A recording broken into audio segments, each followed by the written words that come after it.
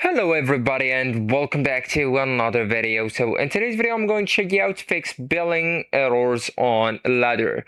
So the billing errors on this app usually come from payments authorization failures in the Apple and Google subscription sync issues or duplicate accounts, not the workouts themselves. So actually guys, first you will need just to check if the charge actually went through.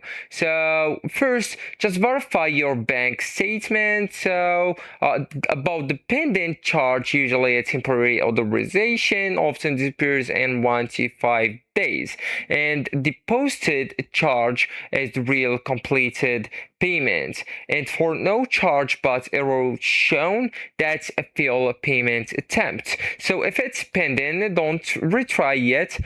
It may resolve automatically. Okay, we have the second, you will need to go with fixing the payment method issue. So most billing errors come from invalid or blocked payments method. So actually guys, you will need just to go with your device settings from here, and then just go and tap your Apple ID or your name that's located at the top of the settings. So right here you will need to go with the payments and shipping, the third option, and then you will need to update the card, the expiry dates right there, or the billing address. Okay, and also you'll need to make sure that the Apple Pay isn't failing authorization.